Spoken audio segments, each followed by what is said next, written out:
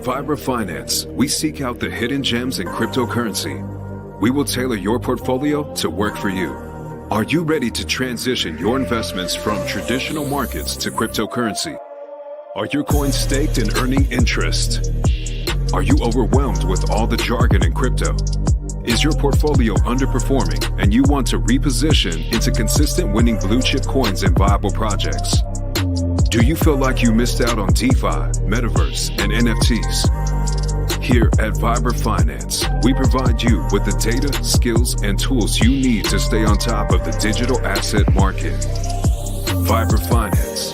We are the future of crypto.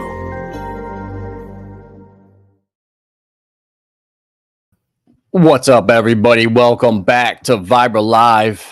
If you haven't been paying attention, shocking news. We got green bubbles. Oh, wait. Sorry, Moonmot. Tell us something good. Tired of all this bad news. Well, unfortunately, the media right now wants to pump you full of bad news. They want to make excuses for the incompetence that the Federal Reserve, just the money spending. I was just watching a video about the derivatives market. Did you know, fun fact, that JP Morgan has $49 billion out in derivatives? $49.5 billion. And they're basically bets. And they have $0.5 billion. $500 million in their account. So what do they leverage there? 100 to 1. I don't know how that's going to last. But guys, yeah, no, the bubbles, you can make everything look good. But right now, unfortunately, with the Fed right now not cutting, no signs of it, the markets are now saying, "Oh boy, this isn't good." There's been the Psalm indicator flashed, which now signals a recession is near. But anyone with a brain that's been paying attention, you know that the recession has been here.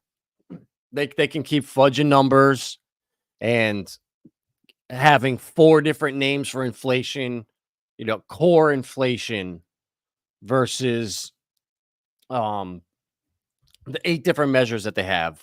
It's a joke, guys. But unfortunately, until something breaks, Moonmut, the markets aren't going to recover. I just saw Warren Buffett dumped a bunch of Apple stock. And if he's doing that, he knows the markets are on their way down. It just is what it is. And they're blaming the jobs report. The dang jobs report, guys. And if you look deeper into it, what actually is horrifying is the M2. And that's trending downwards. And there's an 18-month lag on that data that they look at. So they're always looking at old information to try to fix the problem. Cryptos are in steep decline. The U.S. jobs release came after sharp falls in tech stocks and a 6% drop in the Japanese market. Guys, what have we been talking about? It's all going to start with Japan. Why? Because they are the biggest holder of U.S. treasuries. When the U.S. prints debt, prints money, they print treasuries. And then countries, businesses, banks all buy them. Japan now, because of the interest rate hike over there of a quarter point, that's 25 basis points now on all the stuff that they borrowed for. So say they got a loan at 0%, they went out and got a 5% T-bill. Well, now it's 4.75%. And as soon as the U.S. cuts, that's 4.25%. So that's a big drop in yield. That's going to force a lot of sales of treasuries. So I think this is all going to snowball into one cataclysm. Something's going to have to break. And that's when they cut rates, they pivot, and they stop the bleeding there. Because I think this is going to just keep continuing. It is what it is. There's nothing that we can do. The Fed, they're going to put on the ultimate show. They're going to try to trick you, confuse you.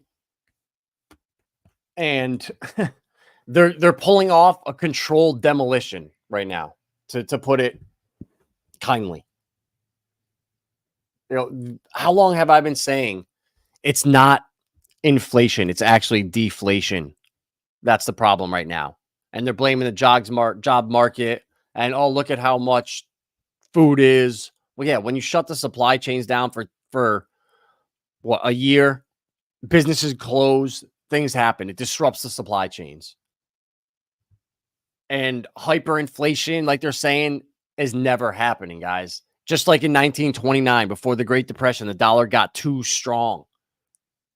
So they need, if they don't let this bleed out, let something break, and then start printing, if they do it too early, everybody sees, oh my God, the dollar, and it's all about consumer confidence and the perception that the Fed puts out there. It's all about you thinking, okay, is there inflation right now? Am I feeling my wallet, my pocket's getting pinched? Or do I feel like I got money in my pocket? That's all the Fed is there to do, is to make you think one way. I feel broke right now, or I feel like I got money in my pocket. That's all the Fed is there to do. Guys, they did interest rates, the hiking did not work. They just raised rates at historical levels, and it did nothing. They're now stuck in between a rock and a hard place again, and they're going to have to print out of it again. But they can't risk lowering too fast. That means the number one spot can be the world reserve currency can be up in Linqto. But once there's enough pain out there, once that carry trade, it starts squeezing them. Once they're forced to sell, it's like a tipping point. Other countries, everyone starts liquidating. And it's like, it's a cascade effect. And it's one thing after another, after another.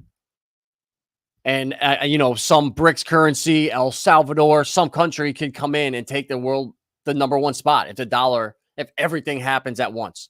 But the Fed, guys, they're smarter than that. The Fed, they know what they're doing. They're forcing people out of assets. Exactly how I said, man, looking around crypto right now, it's like people that are here now are diamond handing their cryptos. You cannot get them to sell unless one thing, you force them to sell.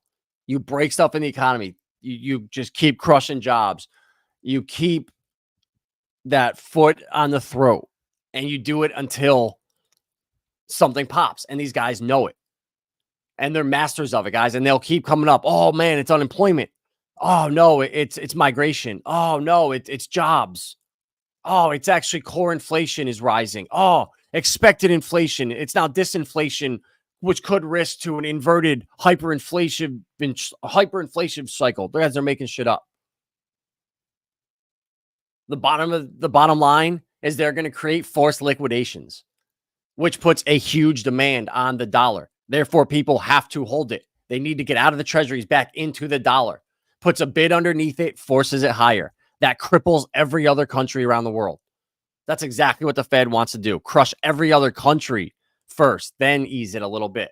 And then that way, the deflationary crash, it allows the Fed for the dollar to be eaten up by these other countries. The inflation is offset to these other countries out here that are starving way worse than we are. Their currencies are getting devalued a lot faster. So it's just a race to the bottom. And it's funny how that works. And by them squeezing these other countries, it allows us to keep control over the world. We are the superpower. And now with stable coins, the dollar is in the hands, I think, of more people. I think with the petrodollar, it limits, it forces you to just sell more oil, whatever. But with stable coins, you're now banking the unbanked, wink, wink. Now the dollar is in demand tenfold more than it was 10 years ago by the people. And that's what matters. So guys, they're going to launch QE right at the perfect time. And then I think, the inflation gets literally exported around the world. And then we have nothing to worry about. The dollar remains king. The BRIC stuff is all FUD. And we're seeing now 70% chance of a 50% or 50-point cut. So could you imagine if it gets real bad next week? Stocks continue to plummet. And then Jerome comes out. We get some more unemployment numbers or whatever numbers that come out every week. It just gets worse. And then they do an amazing emergency rate cut. And could that conveniently be when the stablecoin regulation finally gets passed? Finally, when the Ripple lawsuit comes to an end, the banks are hovering on the edge. And then it's revealed that 1,700 of them own XRP. It just changes crypto instantly. But that is we need to see the lawsuit end. We need to see the stablecoin legislation happen. We need to see Japan start dumping treasuries. And I just think in the back of my mind, who's going to be there, right? They always create the problem. And I think I know what the solution, I don't know what the problem is going to be, but whatever it is, it's going to cause massive liquidations of treasuries. And then Ripple is going to be there to save the day. Their new stablecoin with all the cash they have, they'll be able to buy up all those treasuries and be the heroes magically.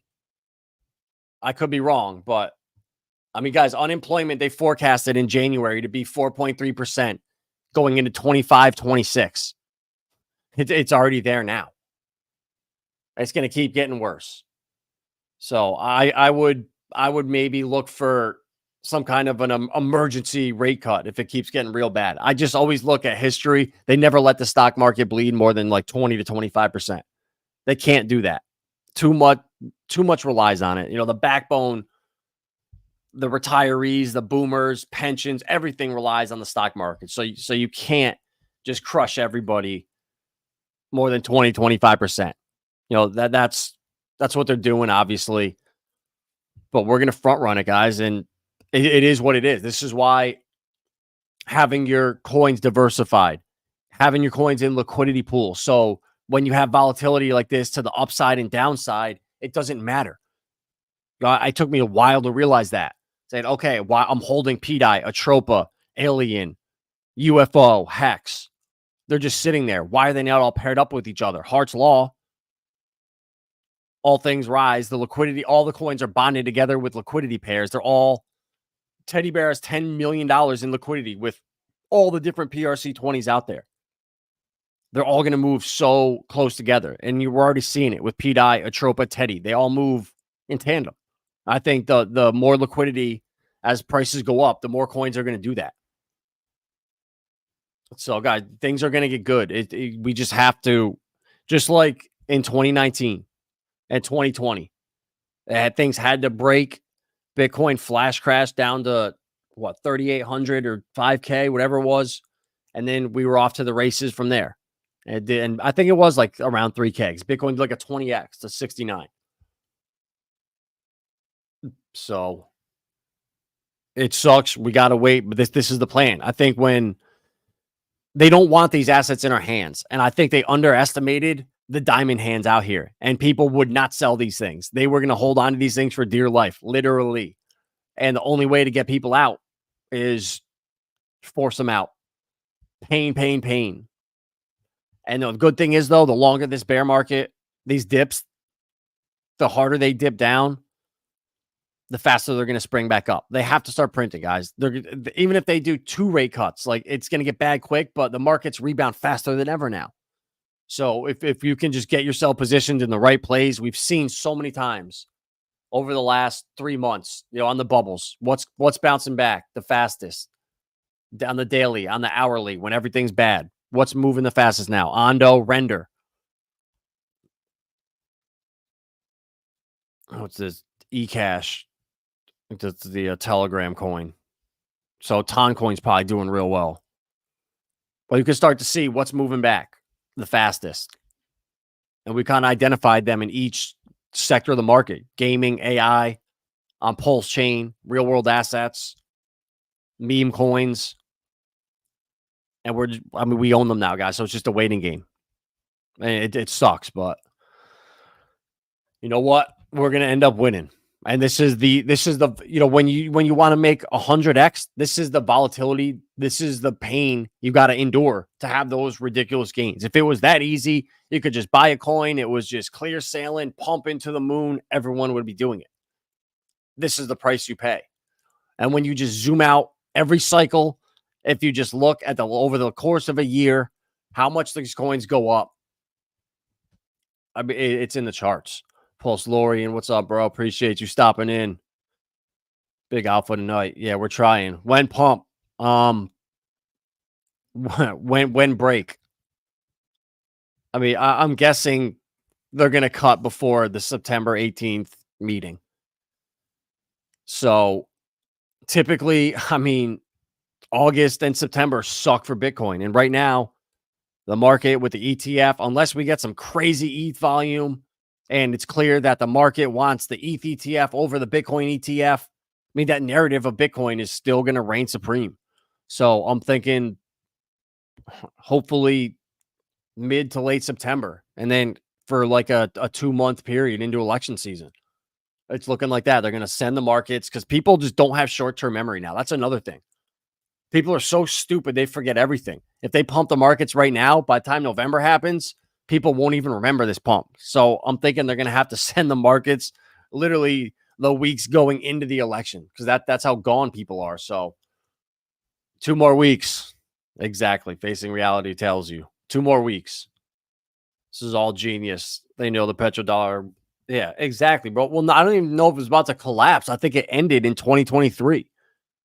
I think in 73, it started. 50 years later, in 2023, it ended.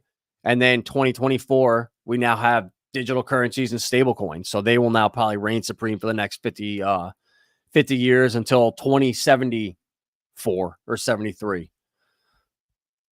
Bro, the Fed, they know what they're doing. They're playing everybody. They're creating the narratives for us to say, oh, man, inflation. Oh, when it's been deflation the whole time. We shut the freaking economy. The world economy got shut down for the sniffles. The supply chains closed for months. Small businesses all closed down. Voluntarily, involuntarily, it happened. A lot of them didn't come back. That's what's causing the problems right now. It's not, I know it's not inflation because all the stuff that's local here are local eggs, local meat, local milk. All the local farms are still producing the same amount they always have. Nothing's changed. So if anything, it is 100% proven that it's deflation. Just like in 1929. Go look back then. The dollar got too strong and it wreaked havoc. Yeah, guys, smash that like button. That's right. You're welcome, Hex Monkey. That's what I'm here for. You know, I know, you know, we met out in Vegas and stuff, and you know, some people pulse chain it's all you need. You know, you could sleep at night. But for others, you know, what if Richard, you know, got into a car accident tomorrow?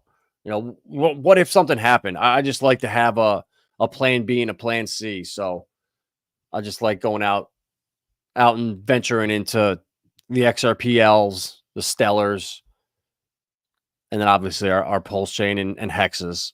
Because I just see real DeFi, how we're so lucky, we're so spoiled on pulse chain with what we have, with the opportunities in DeFi and yield farming, liquidity pools, the R bots. It's next level. It can't happen on ETH and other chains. So how we're spoiled and how other people are going to finally start to see what we have and kind of be jealous of it. That same need for institutions to tokenize their assets, to trade, to issue new debt on chain. It's all going to change when Ripple launches on the blockchain in hopefully 3 to 4 months. It's going to really change the world out here. And I think people are going to see that the XRP ledger is actually very valuable.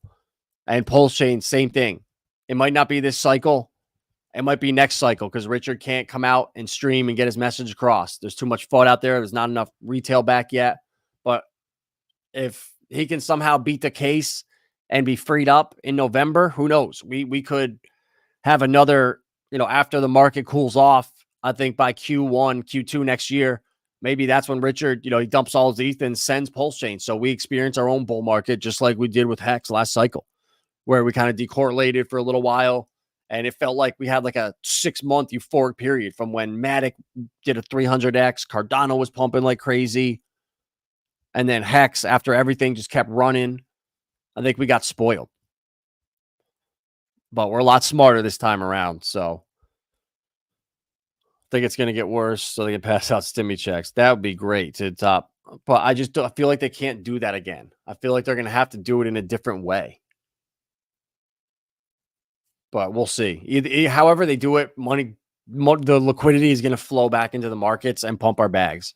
Regardless if it's stimmy checks, the retail, whatever it is, green candles brings retail back and people magically find money. So, look, guys, I want to talk about Solana for a little bit. How blatant of a scam this coin was. I mean, this article was published, I want to say like almost a year and a half ago. It's Solana sacrificed decentralization for security and scalability in its underlying design. In 2022, the blockchain went down at least 9 times. And I defended it, saying that it's still in beta mode, basically, allegedly, that if you're going to have it go down now, you're going to have to do it while you're trialing the network. So having basically beta mode for a couple years and they fix it, okay, great. I thought that could potentially be the case when I was bullish on Solana in 2022, when it was $10 and I was telling everyone to buy it. I bought a big bag on ITRUSTCAPITAL and it 20x'd. So that was a great little 20x when the market was doing nothing. So it kind of front run that. But as I started to look deeper into it and see how it's being shilled by everyone in the mainstream. I mean, everywhere you look, Solana's the ETH killer. Solana over ETH. Solana.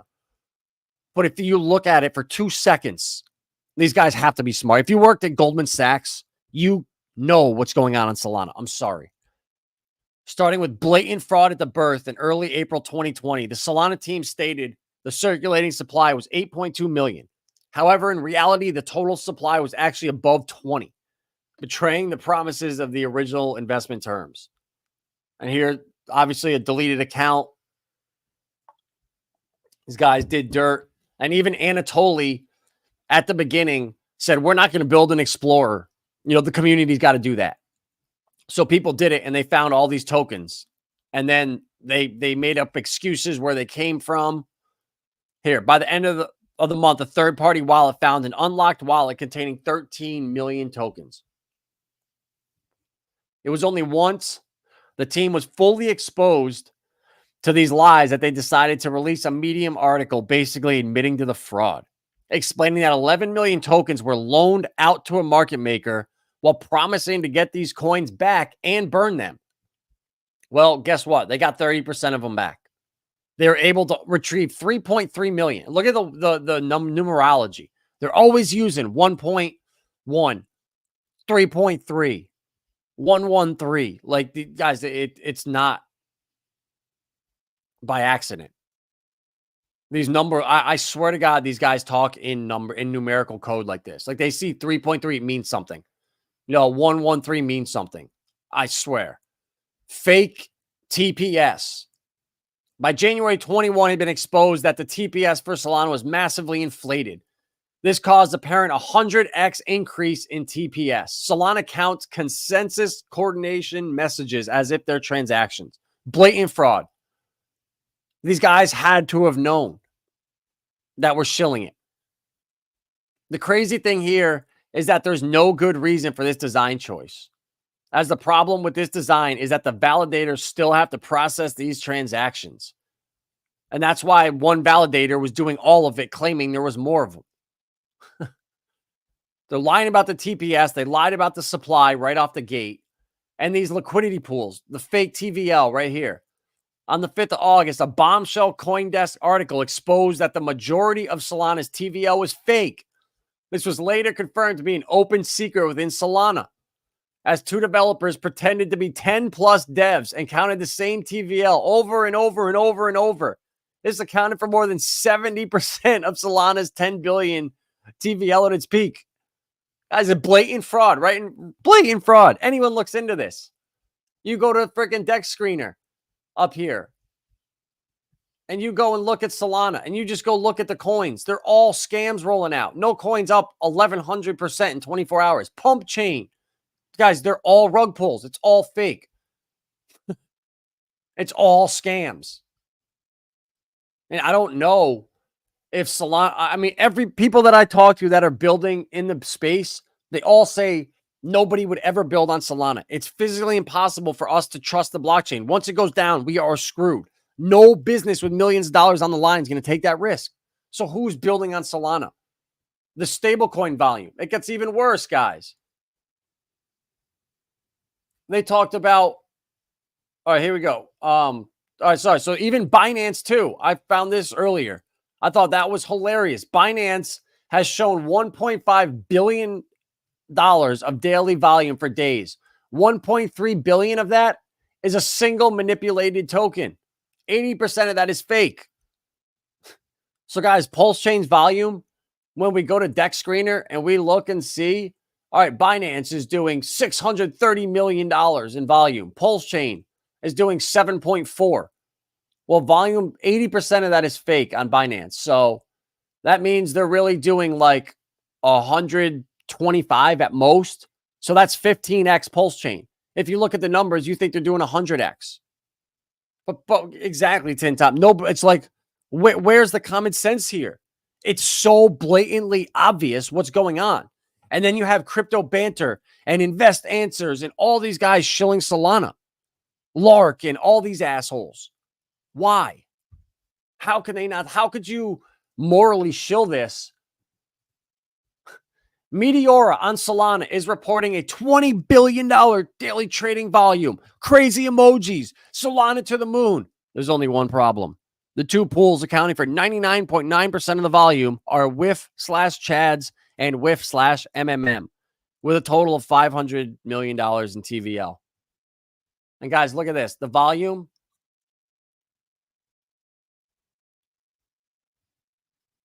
$365.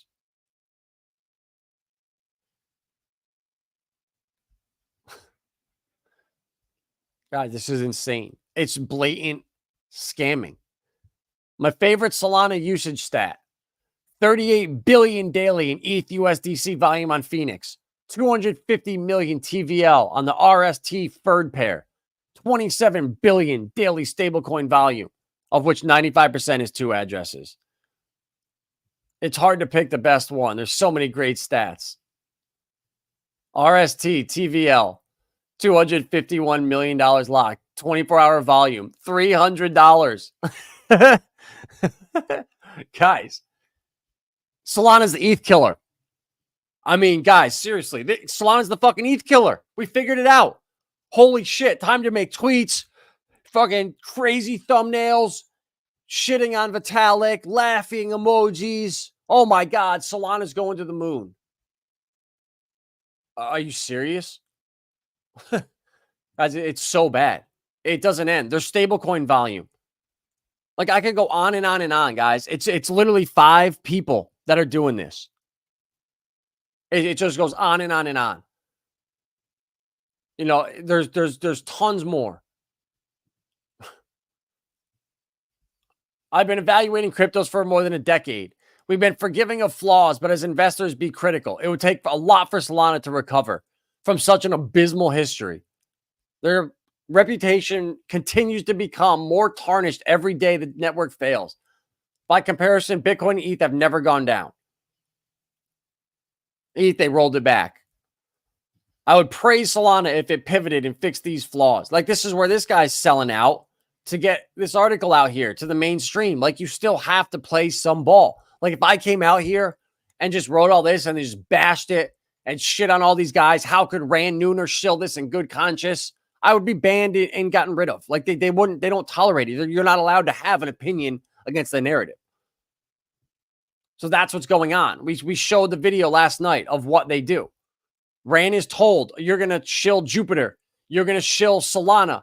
You're going to shill, what are the other ones he loves? Toncoin. You're going to shill Lido. You're going to shill liquid staking, whatever they are. And on top of that, he then, on the green days, when I said, holy shit, guys, how's he not talking about Pulse Chain? Everything's red. Pulse and Pulse X are up 25%. Hexes are pumping. And he skips over them. So he purposely doesn't talk about them. That's part of his deal. That's the ticket he took. Selling out. And he goes every day to his little stream. Guys, look at my followers. Subscribe. Ding, ding, ding, ding, ding, ding, ding, ding, ding. New subscribers left and right. They're not real. They're all AI. I'd rather have, I'm blessed that I can come in here and stream to 88 people, not have one troll ever. It's always good questions, good comments. It keeps the vibe going. And even just stupid little troll comments. They distract you. You read them. It takes my attention away.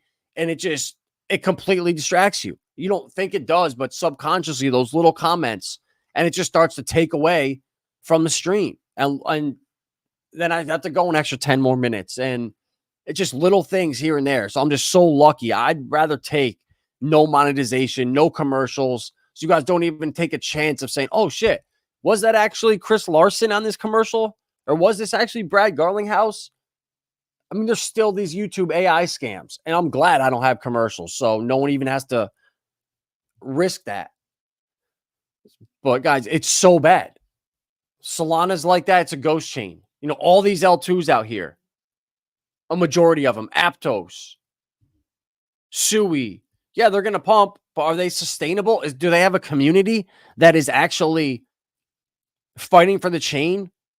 No, they're the most disloyal people. They'll pack up and run anywhere tomorrow. Zero faith. That's not the case on Pulse Chain, guys. Community has to mean something. It has to be. It's so valuable. And to see the just blatant scams, Binance too. I mean, if 1.3 billion of that is a single token, what are they really doing on Binance? I've never, ever. Oh, I'm not going to say that. This cycle, I've been shilled 1 or 2 coins maybe that were on Binance, and a couple of the real world asset plays or the utility gems we got. I looked, and instead of buying them on ETH, they had liquidity on Binance. So for buying a $500 that little bags, I don't care if I don't need the native coin for that. I'd rather not pay the ETH gas. So Binance, guys, there's nothing really there. So when you look around crypto, like the stuff that is exciting, that's going to be sustained, that's going to be around, is the Jasmines, you know, the stuff that are building.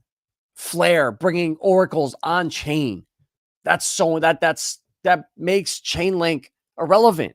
I really don't think Chainlink, unless they fix a lot of stuff and they bring their oracles on chain, which I don't even know if they can do it. I don't know enough about coding and technology, but Flare is levels ahead. Flare and Pith are the 2 oracles. And I'm more bullish on Flare because Pith, I don't know about Solana. I just don't see the long-term use. Why are people going to go there? Once we have an AI, all right, think about this, okay? In like 2 years from now, okay? You log into your MetaMask wallet on your phone, and you now have your AI system on your phone. That's your little buddy. So you're feeling a little degeneracy, and you go on. You're like, all right, I want to buy a meme coin today. I want to just go take a gamble. You go over to Deck Screener. You start looking, and you end up on base, and you're just looking around, degenning, and you find KeyCat.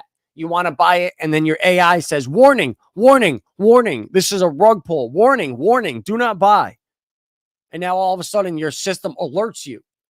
Who's going to buy these coins, guys? Like, you're not going to be able to run scams. Our AI systems are going to detect them in the future. So these things have such a small window in the long term of where the space is going. That's why I can sleep easy when these prices are going down, knowing I own Cubic and knowing that AI that they are building is the one. Like, if they pull that off, like a $500 bag in Cubic right now can turn into hundreds of thousands. So think about that. So if you make an investment into Cubic, right? A phenomenal upside. You put money into Velo. You put money into Stronghold. You put money into Flare. You put money into Pulse Chain. You start putting money into projects of that caliber, and your 20 bullets are in those coins. And then for degeneracies, you go and pick the best meme coin on each chain. That's how you win this cycle, guys. And in the long term, it's all you have to do. The VC, the plan for the VC chains is to pump the meme coin on each chain. Screw marketing, green candles, meme coin, let's go. That's what they're doing. So follow that money. and follow the narratives: real world assets, AI, and gaming. I really think there's going to be 3 if we ever see this bull market. Which wallet for Velo? You got to get Lobster wallet. So Velo, Stronghold, and Relio. Those are the trinity on Stellar. And you can get them all natively in here.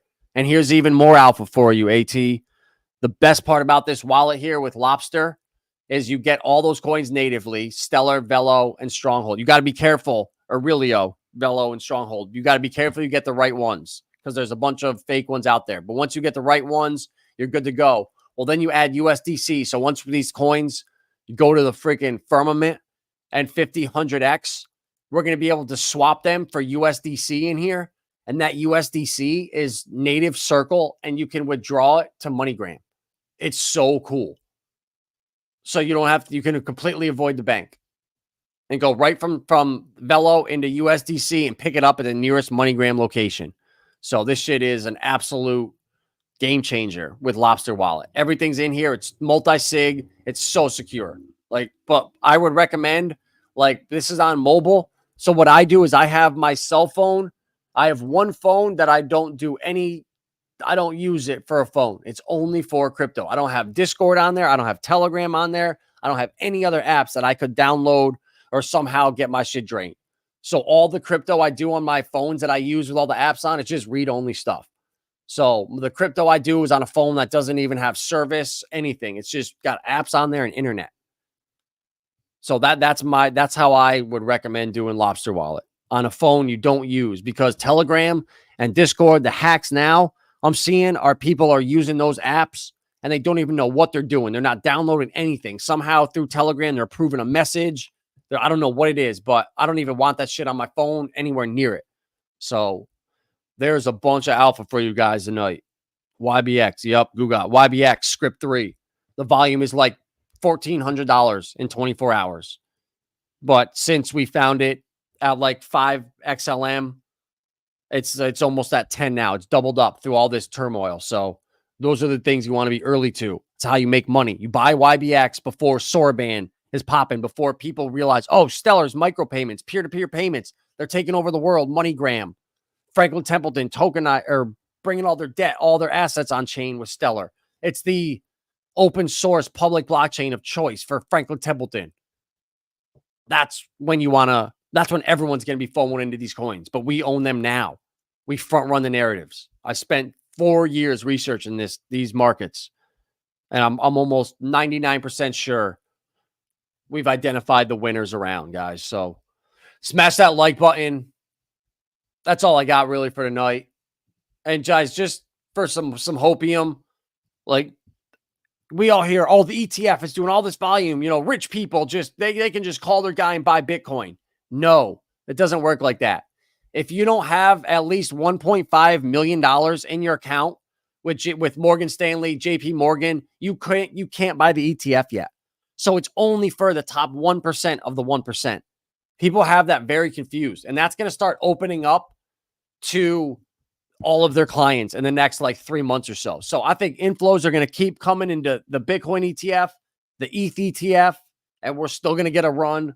It's going to unfortunately be after something breaks. And, you know, go back and watch my streams about Japan and Tether and Ripple and how this is all going to play out. We talked about it months ago. It's going to start in Japan with the yen. They're going to start selling treasuries, and it's pretty much here, guys. So the fact that it's all playing out like we talked about, yeah, some things we missed, which when you speculate every day, yeah, it's going to happen. But for the most part, we've been on point. And I think the fruit from our labor, it's going to really start to show here in the next, hopefully, month or two. So I'm out of here, guys. I'll see you tomorrow night, hopefully with some alpha. If not, go back and rewatch one of like the 400 streams I feel like on repeat every night, just hammering the same shit home. But that's what we got to do. We got to hammer it home to break people free of like the mainstream, what's really going on, the scams right in front of our faces.